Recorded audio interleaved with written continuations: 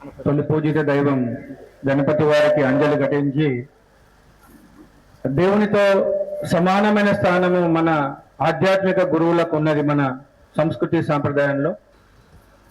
ప్రియాత్మ బంధువులారా, ఈరోజు ఈ హిందూ సమ్మేళనం గురించి మీరందరూ ఇక్కడ హాజరైనారు. ఇది హిందూ సమ్మేళనం కాబట్టి నేను సుభాషితాలు బోధనలు చేయడానికి రాలేదు. హిందుత్వం యొక్క స్థితిగతులు, హిందుత్వం ఆచరించే వాళ్ళ యొక్క స్థితిగతులు, హిందుత్వం గురించి మాత్రమే నేను మాట్లాడతాను. మనము గమనిస్తున్నాం, గడిచిన 1000 సంవత్సరాలుగా సనాతన ధర్మావలంబుల యొక్క పరిస్థితి ఎట్లున్నదో. ఎట్లా ఉన్నదంటే, ఎవరైతే ఈ దేశం పైన దాడి చేయాలనుకున్న ప్రతి ఒక్కరికి మనం బానిసైనాం. ప్రతి ఒక్కరికి, మొఘలులు, తురుష్కులు, బహుమని సుల్తానులు, నిజాములు, డచ్ వారు, పోర్చుగీసు వారు, చివరికి ఆంగ్లేయులు, ప్రతి ఒక్కరు ఎవరెవరికి ఈ దేశం పైన దాడి చేయాలనిపించిందో వాళ్ళందరూ కూడా దాడి చేసినారు. ఎందుకంటే పరాధీనులు, దీర్ఘ నిద్రలో మునిగిపోయిన వాళ్ళు, ప్రతిఘటన లేని వాళ్ళు, వీళ్ళు లేని వాళ్ళు తెలుసుకున్నారు. మనం అవునన్నా కాదన్నా ఇది కఠినమైన వాస్తవం. ఈ రోజు కూడా సామాన్య హిందువు యొక్క ఆలోచన విధానం ఈ విధంగానే ఉన్నది. కాదు అన్నా కానీ ఇది పరమసత్యం. తన సాటి హిందువుని విదేశీయుల యొక్క ఆలోచన విధానం ఏముంది భారతీయుల పట్ల? మహమ్మదీయులు వచ్చిండ్రు, దేశం పైన దాడి చేసిండ్రు. గజనీ మహమ్మద్, ఔరంగజేబు, అక్బరు, హుమాయూన్, తుగ్లక్, ప్రతి ఒక్కరు తుగ్లక్ కూడా దాడి చేసినారు. వాళ్ళెవరు కూడా విశాలమైన సైన్యాన్ని తీసుకురాలేదు.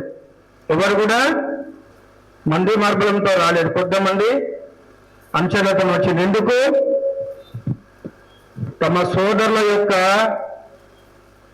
కొద్దిపాటి ధనం గురించి తన సొంత సాటి హిందువుల యొక్క కుట్టుకలు కోసేవాళ్ళు హిందూ మతంలో తప్ప, భారతదేశంలో తప్ప భూతద్దం పెట్టి ఎదిగినా ఎక్కడ దొరకరు. మనం చప్పట్లు కొడుతున్నాం. అత్యంత శోచనీయమైన, గర్హనీయమైన, బాధాకర సంఘటన. ఈరోజు 12వ తేదీ 4వ నెల 2026లో కూడా మనం అట్లనే ఉన్నాం. ఈ దేశము 75 సంవత్సరాల నుంచి హిందువులకు వ్యతిరేకంగా పనిచేస్తున్నది ప్రభుత్వాలు. దేశాన్ని యొక్క దిశ మారింది గడిచిన 10-14 సంవత్సరాల నుండి. అయినప్పటికీ కూడా దక్షిణ భారతదేశం నుండి పట్టుమంది 20 మంది కార్పొరేటర్లను కానీ, ఒక 50 మంది ఎమ్మెల్యేలను కానీ మనం గెలిపించలేకపోయినాం. ఎందుకు అంటే, అమ్మా మీకు తాగడానికి ఇస్తాము, మీ ఇంటికి బిర్యానీ పంపిస్తాము, మీకు ఏసీ కూలర్లు పంపిస్తాము. ఆ రోజు కూడా 1000 సంవత్సరాల కింద బానిసమైన ఆలోచన విధానం, ఈ రోజు కూడా బానిసమైన ఆలోచన విధానం. మార్పులు వస్తున్నారు మన దేశంలో. ఇది వీరభూమి, కర్మభూమి, వేదభూమి. కొద్దిపాటి మంది, 10% మంది వీరాది వీరులు, భాగవత యోధులు దేశానికి వస్తున్నారు.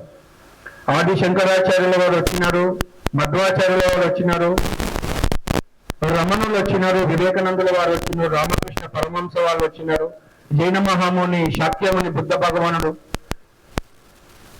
స్వామీజీ వివేకానందుల వారు అంటారు, నా దేశంలో ఏ కాలంలో సర్వసంగ పరిత్యాగం జన్మించలేని కాలంలో లేదు. కానీ వాళ్ళు వస్తున్నారు, మార్గనిర్దేశనం ఇస్తున్నారు. వాళ్ళు వచ్చిన కాలంలో, వాళ్ళున్న కాలంలో హైందవ జీవితం అవలంబించే వాళ్ళ కుక్క తోకను పట్టుకుని ఇట్లా ఉంచి కొన్ని రోజులు పట్టుకుంటారు. 20 ఏళ్ళు, 50 ఏళ్ళు. వాళ్ళ మహాపరినిష్కరణ అంతరం మళ్ళా కుక్క తోక. మళ్ళా ఈ దేశంలో బోధించినంత ఆధ్యాత్మికత, ఆదర్శం మరి ఏ దేశంలో కూడా లేదు, ఎక్కడ లేదు. భూమండలంలో యావత్తు మీరు తిరిగి చూసిన ఎక్కడ కూడా ఇంతటి ఆదర్శం లేదు. మహామహనీయులు మొత్తం కూడా అద్వైత వేదాంతం, విశిష్టాద్వైత వేదాంతం, ద్వైతం బోధించబడింది ఇక్కడే. వివేకానందులు వారు అంటున్నారు, ఎవడు ముక్తి మోక్షం అనే ఉన్నతాదర్శాన్ని తీసుకొని జన్మ చరితార్థం చేసుకోవాలంటే ఈ ఒక్క గడ్డనే ఉంది పర్వతపైన. నా భారతదేశమే పుణ్యభూమి, ధన్యభూమి. పాక్ పశ్చిమ దేశాలలో వివేకానందుడు సందేశం ఇచ్చిన తర్వాత, స్వామి ఇన్నేళ్ళు మీరు ఈ దేశంలో దూరంగా ఉన్నారు, పాక్ పశ్చిమ దేశాలు పర్యటించి వచ్చినారు, ఇప్పుడు మీ దేశాన్ని చూస్తే మీ మానసిక స్థితి, మీ అనుభవం ఏంటి అంటే, ఇంతకు ముందు నా దేశం అంటే నాకు ఎంతో గౌరవం ఉంది, ఇప్పుడు ఇక్కడ మట్టి కూడా నాకు దేవతలాగా కనిపిస్తుంది, అమ్మ అమ్మ అమ్మ అని నేలపైన పడి దొర్లాడండి వివేకానందుడు. అట్లాంటి దేశం ఇది. అట్లాంటి భూమి పైన సనాతన హిందువుగా జన్మించడమే ఒక ధన్యం. ఏ పూర్వ పుణ్యమో, ఏ యోగ బలమో మనం హిందువుగా జన్మించడం. కానీ మన పరిస్థితి ఎట్లా ఉంది? 10 మంది త్యాగం చేయాలా, దాని యొక్క ఫలాలను మనం అనుభవించాలా, మనము మా కుటుంబం అనుభవించాలా, ఈ విధమైన ఆలోచన ధోరణితో సామాన్య హిందువు జీవిస్తున్నాడు. మనం ఎప్పుడు కూడా మనలో ఉన్న శౌర్యాన్ని, బలాన్ని, మన శక్తిని ఎప్పుడు కూడా ప్రకటించలేదు. ఎప్పుడు కూడా పారిపోవడానికే చూసినాం. మత కలహాలు జరుగుతున్నాయి, ఏ సందులోంచి పారిపోదాంటే త్వరగా మనం పారిపోవచ్చు.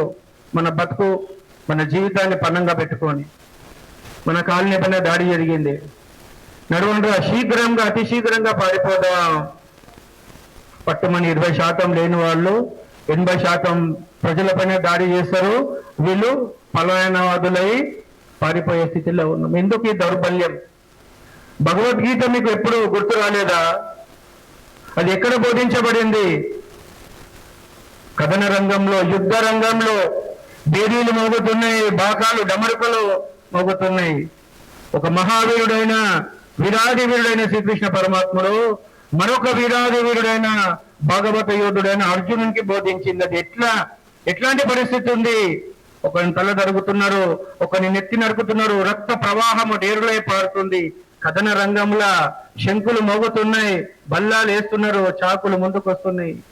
భీతావాహ పరిస్థితిలో భగవద్గీతను అర్జునుణ్ణి కేవలం ఒక ఉదాహరణ తీసుకొని యావత్ విశ్వ మానవాళికి బోధించిన గ్రంథమే భగవద్గీత. అందరికీ జర్మనీ వాళ్ళకు అర్థమైంది, ఆస్ట్రేలియా వాళ్ళకు అర్థమైంది, చాలా దేశాలకు, ఇండోనేషియా వాళ్ళకు అర్థమైంది.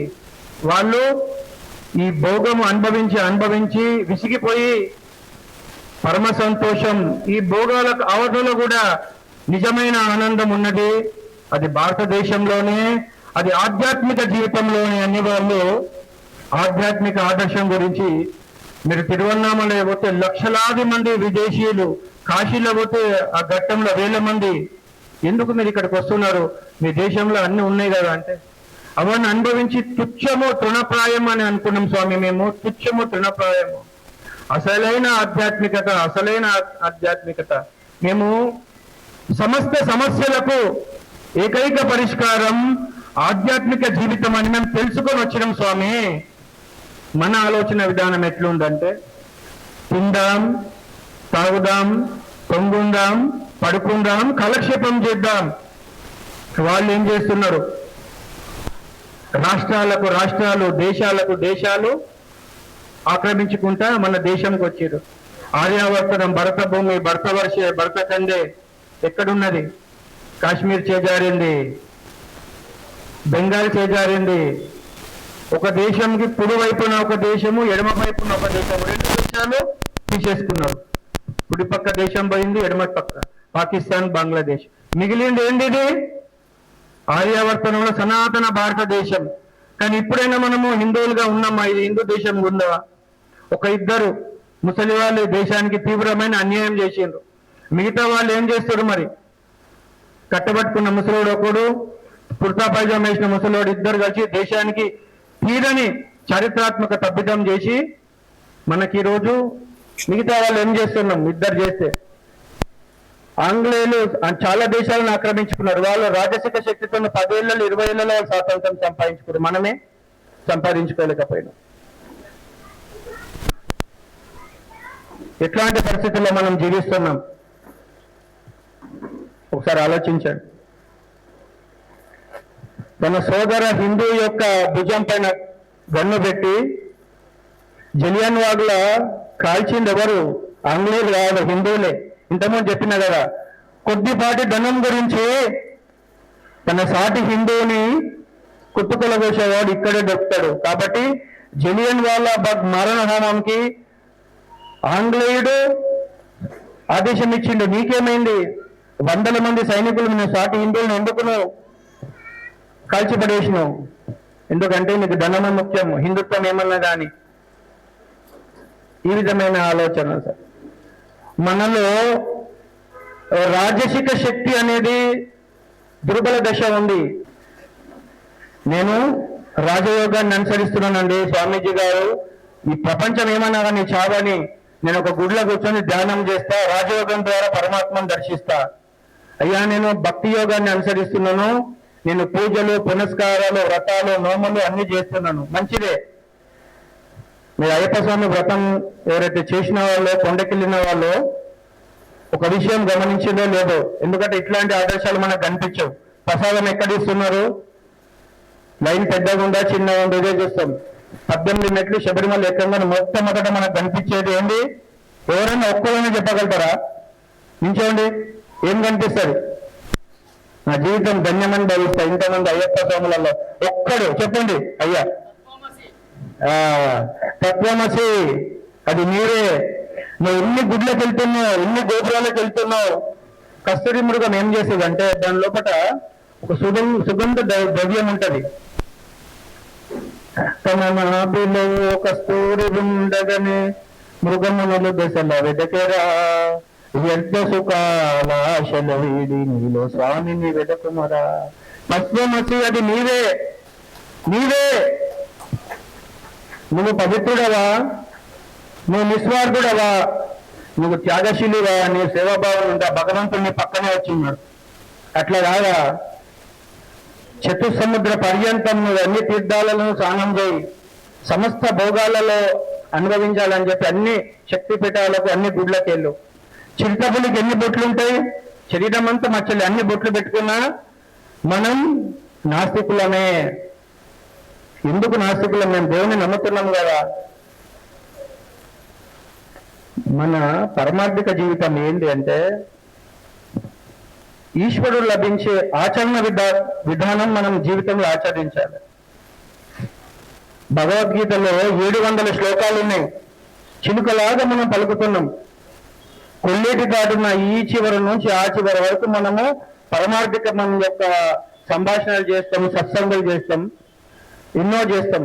కానీ మనం ఎక్కడున్నామో అక్కడనే ఉంటాం. ఎందుకు అంటే ఆచరణ శూన్యులం. ఆధ్యాత్మిక కోలమానం ఏంది అంటే సనాతన జీవులకు ముక్తి మోక్షం అనేది ఎప్పుడు అంటే మొట్టమొదట వాడు, మీరు ఏమన్నానండి, మీరు ప్రమాణం మనకు వేదం ప్రమాణం. ఏం ప్రమాణం అండి? మనకు ఒక బాబా చెప్పినాడు, ఇంటి ముందర ఒక గుమ్మడికాయలు కట్టే దిష్టి పోతుంది, నిమ్మకాయలు తీసుకొచ్చి ఇక్కడ పెట్టాలా. ఎక్కడ పోతున్నాం ఇవన్నీ? చేతికి నీలం ధరించాలా, పచ్చ ధరించాలా, ఎరుపు ధరించాలా. గణేష్ అంటే లాస్ట్కి ఒక అక్షరం అడిషనల్ గా పెట్టాలా. దానికి కన్సల్టేషన్ ఫీజ్ 5. స్వామీజీ ఇక్కడ యుగ ప్రవక్త ఏం చెప్తారంటే మూఢనమ్మకాలు కంటే మూఢుడి కంటే కౌలు కట్టిన నాస్తికుడే మంచిది. ఎందుకంటే నాస్తికుడే సజీవమై ఉన్నాడు వాడు. ఒక ఉదాహరణ చెప్తా. ఒకరోజు ఒక మల్టీనేషనల్ కంపెనీ నుంచి మనకు ఉద్యోగం వచ్చింది. ఈరోజు 11 గంటలకు ఇంటర్వ్యూ అటెండ్ కావాలి. వీడేం చేస్తున్నాడు? ఈరోజు మంగళవారం, అష్టమి, ఇంకేంటి ఇంకేమో ఉంటాయి దాంట్లో. ఇది ఆ గడియలు ఈ గడియలు అని వాడు ఏం చేశాడంటే అక్కడే ఉంటాడు. ఇక అంటే ఏముంది, నేను చెప్పబోతున్నా, మన మతాన్ని మన ఆచారాన్ని నేను అవహేళన చేయాలనిపిస్తలేదు. అది కాదు నా ఉద్దేశం. మీరు మర్మాన్ని 33 కోట్ల జీవులలో మనిషికి మాత్రమే విచక్షణ ఏంటి? విచక్షణ. ఆది శంకరాచార్యులు ఎట్లాంటి వాడు కాశీలో గంగా నీళ్లు తీసుకొని రామేశ్వర స్వామికి జ్యోతిర్లింగ దర్శనానికి ఆ నీళ్లు తీసుకుంటే ఒక జీవి, ఒక పశువు క్షుద్బాధతో అలమటిస్తుంటే 4 రోజులు నడిచి వచ్చిన ఆ నీళ్ళని తీసేస్తారు. అంతకంటే గొప్ప వాళ్ళమ్మా మనం. స్వామీజీ ఇక్కడ ప్రశ్నిస్తున్నాడు ఏమనంటే, 33 కోట్ల దేవులను ఆరాధిస్తున్నావు, సాటి మనిషి రూపంలో భగవంతుడిని అర్చించగలకపోతే ఎన్నడూ చూడని నీ తండ్రి, నీ తాత, నీ ముత్తాత ఎన్నడూ చూడని భగవంతుడిని ఏ విధంగా నువ్వు దర్శిస్తావు? మనలో మానవత్వం మొదట మేల్కొల్పాలి. ఏంటి మనకు కావాల్సింది? ఏంటి? మానవత్వం. కోట్ల రూపాయలు రియల్ ఎస్టేట్ వ్యాపారం చేస్తున్నాము, ఈ వ్యాపారం ఆ వ్యాపారం, కోట్లాది రూపాయలు సంపాదిస్తున్నాం మనం. వాళ్ళ బిడ్డ పెళ్లికి 10 కోట్లు 20 కోట్లు సాటి హిందువుని మోసం చేసి, సాటి హిందువు కడుపు కట్టి కోట్లాది రూపాయలు నువ్వు ధనం సంపాదించి ఏం సందేశం ఇస్తున్నావు? 20 కోట్లు కట్టి దాంట్లో 150 పదార్థాలు ఉంటాయంట. ఇట్లాంటి జీవనమా మనం చూస్తే ఎవరికి ముక్తి, ఎవరికి మోక్షం, కైవల్యం ఒక పండులాగా ఎవరుతుందంటే శాస్త్రం మనకు వేదం ప్రామాణికం. ఇక్కడ చెప్తున్న ఏ ఒక్క విషయం కూడా నాది కాదు సోదరులాగా మీరు గమనించండి. ఏది కూడా ఉపనిషత్తులను వేదం మరొక మాట నేను ఎట్టి పరిస్థితుల్లో చెప్పబోను. కాబట్టి సాటి మనిషి దుఃఖాన్ని నీ దుఃఖంగా భావించిన నాడే సోదర ఒక్కరు తినే ఆహారం సోదర నేను కాదు, నువ్వు మొదట తిను, నిశ్చంశంగా ఉపవాసం ఉండవు. భగవంతుడు ఆ స్థితి కలిగించాడు. ఎప్పుడైతే మీరు సోదరా నేను కాదు నీవే అంటే నువ్వు ముక్తునివి నిశ్చంశయంగా ముక్తునివి. అట్లా కాకుండా ప్రసాదం ఇస్తుడు మొదట నాకు ఇంకో 3 తీసుకురాను, 3 దెప్పలలో తీసుకురా, ఇంకా మా తమ్ముడు ఉన్నాడు, మా అన్న ఉన్నాడు అని చెప్పి నేను అనుకున్నప్పుడల్లా భగవంతునికి బహు దూరస్తులం, మనం చాలా దూరస్తులం.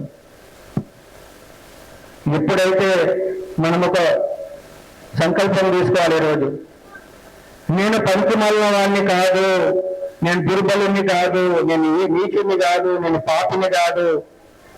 వాళ్ళు అంటారు, ఒక పాట పాడుకుంటా, పాపులము మేము ప్రభువా. మన సందేశం ఏంటి? ఉపనిషత్తుల సందేశం అంటే అమృతస్య పుత్ర, పాపం అనేది నీకు లేదురా, నిత్య శుద్ధ ముక్త ఆత్మవేను ఆత్మస్వరూపుని. వివేకానందుడు అంటారు, అనంతమైన ఆధ్యాత్మిక జీవితంలో ఒక 5% వ్యక్తం చేస్తే ఒక వివేకానందుడు అయింది. మొత్తము ఆధ్యాత్మిక జీవితం వ్యక్తపరచలేదు, ఒక 5% వ్యక్తపరిస్తే ఒక వివేకానందుడు వచ్చింది. అంటే భారతీయ ఆధ్యాత్మిక జీవితం యొక్క వైభవం ఎట్లుందో ఆలోచించండి మీరు, ఎట్లా ఉందో. కాబట్టి ఈశ్వరుని సంతానం మనం జాగృతం కావాలా. మనలో ఉన్న ఈ మిథ్య వేదాంతాన్ని మొదట మనం దూరం చేయాలి. ఆచరణాత్మకమైన వేదాంతం, ఆచరించిందే మాట్లాడాలి, మాట్లాడిందే ఆచరించాలి. అట్లా కాకుండా రామాయణం ఎట్లా జరిగింది, భారతం ఎట్లా జరిగింది, ఉపనిషత్తులు ఎట్లా చెప్పింది, భాగవతం అవన్నీ కరెక్ట్. నువ్వేం చేస్తున్నావు? ఎన్నడన్నా ఒక నిరుపేద ఆడవాళ్ళ పెళ్లికి సాయం చేసినావా? సాటి హిందూ రోగగ్రస్తుడే ఉన్నాడు, వానికి వైద్య చికిత్సలకి ఏమైనా ఉపయోగపడ్డావా? ఒక నిరుపేద సాటి హిందూ నిరుపేదకు వైద్యానికి, విద్యకు ఏ విధంగా నీ జీవితం ఉపయోగపడ్డదా? లేదు. నువ్వు నిష్ప్రయోజనం. నీ జీవితమే, మన జీవితం ఇట్లా గడిచిపోతుంది. బాలకావస్థ నుండి యవనంకి వస్తాం, యవనం నుండి వృద్ధాప్యానికి వస్తాం. మన జీవితం ఎట్లుందో వివేకానందుడు చక్కగా చెప్పినారు. యౌవన దినకరుడస్తమించెనే, చేజారినది జీవనమంతా, జార విడిచితిది జీవితమంతా అని ఇప్పుడన్నది నా మనసు. నశ్వర జగమే సమస్తమంటివి, నీలో దేవుని తలచనలేదు. నశ్వర జగమే సమస్తమంటివి, నీలో దేవుని తలచనలేదు. రామకృష్ణ ఓ గురు మహారాజా పడవని నీవే దాటించాలి గురు మహారాజా. గురు మహారాజా పళ్ళు ఊడిపోయినాయి, నారాయణ నారాయణ అని కూడా చెప్పాయి, శక్తి లేదు, కళ్ళు మసమసగా అయినాయి. గుడికి తీసుకెళ్తే భగవంతుని విగ్రహాన్ని కూడా దివ్యమంగళ విగ్రహాన్ని చూడలేకపోతున్నాడు, కాళ్ళు చేతులు పడిపోయినాయి. వీడంతా పాపిష్టి జన్మ, అందరిని మోసం చేసి ఎంతో మందిని కడపగొట్టి ఈ డబ్బు సంపాదించండి కాబట్టి కొడుకు కూతురు అందరూ కూడా పాపాత్ములయ్యే ఉన్నారు వాళ్ళు.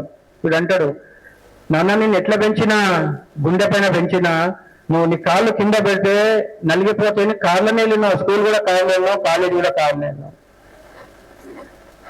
గొప్పగా చెప్తున్నావు నాన్న, నువ్వే చేసినట్టు. ఒక పిట్ట కూడా గుడ్లు పెట్టి తన సంతానాన్ని పరీక్షించడానికి ఎన్నో దగ్గర తిరిగి గూడు కట్టి తన పిల్లలను పరీక్షించదు. ఒక కుక్క కూడా సమాజంలో తన కుక్కను పెంచుతుంది. నీదేం గొప్పతనం ఉంది, నేనే పెంచినా పెంచినా పెంచినా.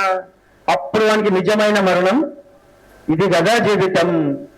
వీళ్ళ గురించా నేను ఇంతమందిని మోసం చేసిన? ఒక సత్యవాక్ పాలన లేదు, ఒక ధర్మం లేదు, ఒక భాగవత శ్రవణం లేదు, ఒక ఓదార్పు మాట లేదు. హిందువులం ప్రియ బంధువులం. గోమాత గురించి ఇన్ని మాటలు మనం మాట్లాడతాం. వందల మంది గోమాతను తరలిస్తుంటే కొద్దిపాటి గోరక్షకులు ప్రాణాంగ పణం పెట్టి 15 గంటలు 20 గంటలు కాపుగాచి ఆ గోవులను పట్టినప్పుడు ఎన్నడన్నా మనం సంఖ్యాబలం చూపించినాం. ఆ పోలీస్ స్టేషన్ దగ్గరికి వెళ్ళి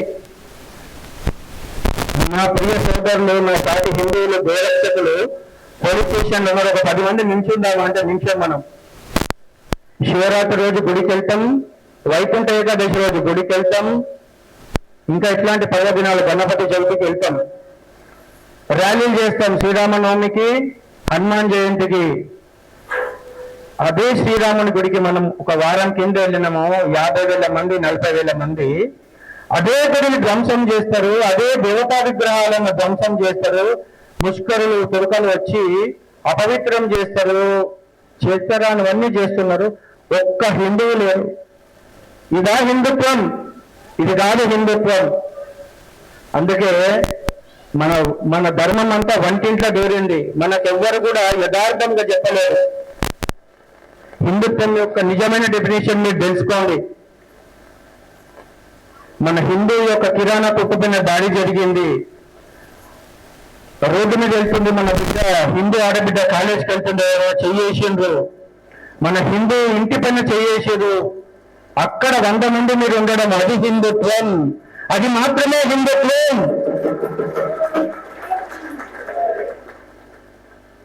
భగవద్గీత ఎవరికి అర్థమవుతుంది? మనకందరికీ అర్థం కాకపోవడానికి ఒక చారిత్రాత్మకమైన కారణం ఉంది. మీకు ఎప్పుడైనా మీకు అర్థమైందా? అర్థమైతే ఒక్కరు నేను నించొని చెప్పాను, నేను చాలా సంతోషపడతా. భగవద్గీత బోధించబడింది ఇక్కడే, ఉపనిషత్తులు బోధించబడింది ఇక్కడే, రామాయణ మహాభారతాలు అన్ని బోధించబడింది ఇక్కడే. మా దుర్గకి ఎందుకు ఇట్లుంది, మేము ఎందుకు ఇట్లా ఉన్నాం? ఒక్కసారి ఆత్మ పరిశీలన చేసుకోండి. నేను మళ్ళొక్కసారి మీకు చెప్తున్నా, కథన రంగంలో భగవద్గీత బోధించబడింది. భగవద్గీతను ఎవరు అర్థం చేసుకోగలుగుతారంటే, ఏ కొద్దికి మాత్రమన్నా వాని జీవితంలో కొద్దిమన్న సాధన, జపమో తపమో ప్రార్థన, ఏదన్నా కొంచెం ఆధ్యాత్మిక పరిధి ఉంది. ముఖ్యంగా కావాల్సింది ఏం తెలుసా? భుజబలం, ఖండబలం, కలేజ, వీర్యం, శక్తి, బలం. ఇది ఉంటేనే మనం అర్థం చేసుకోగలుగుతాం. స్వామీజీ ఏం చెప్పారు తెలుసా? కంప్లీట్ వర్క్స్ ఆఫ్ స్వామి వివేకానందలో భగవద్గీతను అర్థం చేసుకోవాలంటే మొదట మీరు వ్యాయామశాలకు పోండి. కేసరి వ్యాయామశాల, హనుమాన్ వ్యాయామశాల, నరసింహ వ్యాయామశాల, వాడవాడలో గల్లీ గల్లీలో వ్యాయామశాలలు కావాలి. మీరు పోయి బస్కీలు తీసి శక్తివంతమైన ఆహారం తీసుకొని, బలవర్ధకమైన ఆహారాలు తీసుకొని, నేను మగవాణ్ణి బలవంతుని భూమి మీద గట్టిగా నించున్నప్పుడు మీలో ఆత్మవిశ్వాసం వస్తుంది. మీకు ఆత్మవిశ్వాసం మీరు పరమాత్మక పరంగా వచ్చినారని మీకు ఏ విధంగా తెలుస్తుందంటే, సాటి హిందువుని అవమానపరచని కళ్ళు ఎల్లగైతాయి, గుండె రగిలిపోతుంది, అప్రయత్నంలో చేయి ముందుకు వెళ్ళని కోరుతాను. అప్పుడు నువ్వు నిజమైన హిందువే, నువ్వు ఆధ్యాత్మిక పరులు అయినామన్న మొదటి సందేశం అది. అంతవరకు మనం మృతప్రాయులమే. మీ అక్క వెళ్తుంటది బజార్లో, చెల్లి వెళ్తుంటది, అమ్మ వెళ్తుంటది, వదిన వెళ్తుంటది, వాడొచ్చి అవమానపరుస్తాడు. చచ్చిపోయినా పర్వాలేదు, 5 సంవత్సరాలు వీరంగా జీవించిన 100 ఏళ్ళు శతాయుష్మాన్ భవ అని అట్లాంటి బానిస జీవితం అవసరం లేదు సోదరా. మనకు ఆశించింది వీరాది వీరులు, భాగవత యోధులు. స్వామీజీ అంటారు, నా ఆశయం సమస్తం హిందూ యువకులపైన, భుజస్కంధాలపైన ఆధారపడి ఉంది. ఒక హిందూ సమాజంలో పురుషుడు నపుంసకుడైతే, శక్తి విహీనుడైతే, దౌర్బల్యుడైతే దాని యొక్క పర్యవసానం యావత్ హిందూ సమాజం, మహిళలు, పిల్లలు అందరూ అనుభవించాల్సి వస్తుంది. మీకు కావాల్సింది క్షాత్ర వీర్యం, బ్రహ్మ తేజస్సు, ముఖంలో కళ, కళ్ళల్లో కళ, భుజంలో బలం. వివేకానందుడు అంటాడు, ప్రతి ఒక్కరు ప్రశ్నిస్తున్నాడు, నువ్వు బలవంతుడివా? దాని వలన ఈ దేశానికి, సమాజానికి ఏమన్నా ఉపయోగపడతారు. కాబట్టి 18 సంవత్సరాల నుండి 50 సంవత్సరాల లోపల ఎవరైతే ఉన్నారో మీరు అందరూ కూడా మొదట వ్యాయామశాలకు పోండి, బలవర్ధకమైన ఆహారం తీసుకోండి, కష్టపడండి, పని చేయండి. మీరు ఆకాశంలో దీపం పెట్టి మనం ఏం పని చేయకుండా మనకు ఫలితం లభించాలా, మనం క్షేమంగా ఉండాలా, సౌఖ్యంగా ఉండాలంటే కాదు. మీరు 1000 ఉపన్యాసాలు ఇవ్వండి, వినండి, ఎన్నో సత్సంగులు వినండి. మనము ఆచరణకు నిలబడినప్పుడు మాత్రమే మనం మనం చేయగలుగుతాం. మనం మొదట జాగృతమై కావాలి. మీరు రామాయణం వినకపోయినా పర్వాలేదు, భాగవతం వినకపోయినా పర్వాలేదు, దేవాలయ కేంద్రంగా మనం ఏం చేస్తున్నాం ఒక్కసారి అడుగుతున్నాం మేము అందరినీ. దేవాలయ కేంద్రంగా వాళ్ళు ఏం చేస్తున్నారు మీకు తెలుసు. కప్పులు నోడుతున్నారు, కంకరాలు జమ చేస్తున్నారు. తీర్పు రోజు డైరెక్ట్ యాక్షన్ డే వచ్చినప్పుడు వస్తారు, కోట్ల మంది ఒక్కరోజు వచ్చేస్తారు. ఇట్లా సర్వసంగ పరిత్యాగి జగన్మాత పుత్రుడు, అమ్మ బిడ్డని నేను దుర్గానందపురి అమ్మను ఒక నిమిషం వదిలి ఉందా చెప్తున్నా, కఠినమైన వాస్తవం రాసి పెట్టుకోండి. మనం ఈ రోజు యుద్ధానికి సిద్ధం కావాలా. ఇంకా 10 ఏళ్ళు ఇకనే తింటా, తాగుతా, మంచిగా తిరుగుతా, ప్రవచనాలు తింటా అంటే కాదు. బోడుపల్ల 350 ఎకరాలు మన హిందువులు తండ్రులు తాతలు కష్టపడి నిర్మించుకుంటే ఈ రోజు వచ్చి పచ్చ జెండాని పాపిండు వాళ్ళు. ఇది మా అమ్మ నాన్న సంపాదించిన అసలు లేదు, వెళ్ళిపోయింది, గొప్ప ఆస్తి, వెళ్ళిపోవాల్సిందే. ఆ కోర్టు వాళ్ళదే ఉంటుంది, అక్కడ జడ్జి వాళ్ళే, అడ్వకేట్లు వాళ్ళే, ప్రతి ఒక్కళ్ళు వాళ్ళే. ఈ రోజు స్వతంత్ర భారతదేశంలో, మా హిందూ దేశంలో నా గణపతితో ఎవరైనా నరకాలు చేసుకుంటే వాళ్ళ దగ్గర వెళ్ళి, దేహి అయ్యా మీ దయ చూపండి, గణపతి నవరాత్రులకు మాకు మీ దయ చూపి, కృప చూపి పర్మిషన్ మీరు ఎవరు ఇచ్చేటోళ్ళు. పాకిస్తాన్ తీసుకురు, బంగ్లాదేశ్ తీసుకురు, మిగిలినది నా హిందూ దేశంలో నా దేవి నవరాత్రులు చేసుకోవడానికి మీ పర్మిషన్ కావాలా? అమ్మ కంటే మీరు ఎక్కువనా? మనం బానిసత్వంలో మన మనసు ఉంది కాబట్టి వాళ్ళ ఆటలు సాగుతున్నాయి. బట్టీలు పెడతారు నెల రోజులు రోడ్డు పైన. ఏ పోలీసులను వచ్చేది అక్కడికి అడుగుతారా? కలేజా ఉందా, ధైర్యం ఉందా? మనల్ని అడుగుతారు. ఎందుకంటే పన్నినా మనం చూసుకొని పోతున్నాం. మీరు గట్టిగా నించోండి, 500 మంది వాళ్ళ ఇంటి ముందర పోయి, వాళ్ళ స్టేషన్ ముందర పోయి నించోండి. వస్తాడా? దమ్ముందా? సోదరా, మీరు ఐకమత్యం రావడం నేర్చుకోండి. ఒక సమస్య వస్తే హిందువులకి 1000 మంది అక్కడ ఉండడం నేర్చుకోండి. మిగతా కళ్ళ వంశ గౌరవం మనం చేసుకుంటాం. ఈ విధమైన భావజాలాన్ని మనం నిర్మించుకోవాలా. దేవాలయాన్ని ఆధారంగా చేసుకొని హనుమాన్ మీరుని ఆరాధించండి, శక్తిని ఆరాధించండి, బలాన్ని ఆరాధించండి. మీరు ముందట నడిస్తే సేనాపతి అనేటారు మొదట ఉండాలా. స్వతంత్రం మనం వీరమరణం పొందుదాం, దేశ సేవ గురించి మనం ప్రాణం అర్పిద్దాం అని చెప్పి వాడు వెనుక ఉండద్దు, ముందటే ఉండాలా. వాడు మొదట కత్తిఘాటుకు తినడానికి మొదట నిలిచి ఉండాలా. వెనుక వాళ్ళు అప్పుడు అనుసరిస్తారు. మొదట త్యాగం మనమే చేయాలా. కాబట్టి మీరందరూ కూడా త్యాగశీలులు, వీరాది వీరులు, శక్తివంతులు, వీర్యవంతులు, సాహసవంతులు, బలవంతులు కావాలని ఆ జగన్మాతను పదే వినమ్రంగా ఆశిస్తూ, పూజిస్తూ, సమయాభావం సందర్భంగా ఎన్నో ఉన్నాయి. నా కుటుంబంలో, నా హిందూ కుటుంబంలో ఎన్నో సమస్యలు ఉన్నాయి.